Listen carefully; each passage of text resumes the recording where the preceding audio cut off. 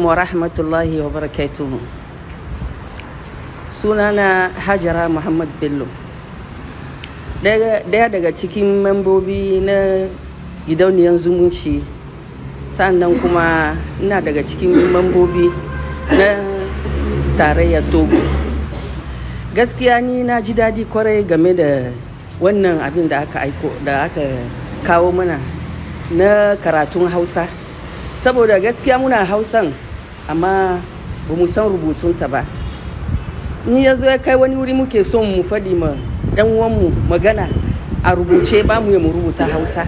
Amma yau alhamdulillah da aka kawo muna Professor Abu Hidaya daga Najeriya, wanda ya zo ya fahimtar da mu, ya karantar da mu, ya ganar da mu abubuwa da yawa da yake mun ji daɗi sosai.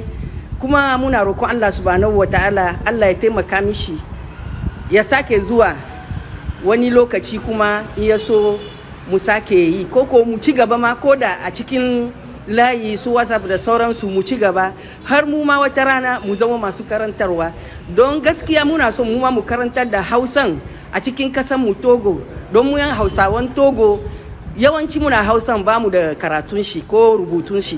Shi yasa muna roƙon Allah subhanahu wataala ya ba mu yawanci mu ma malamai da su professor wanda za su karantar da Hausa a Togo har zuwa jami'ai, har ma muna roƙon Allah ma ya sa a zuwa bude muna makarantar har mu kai jami'a ma. Mun gode ma Allah subhanahu wataala.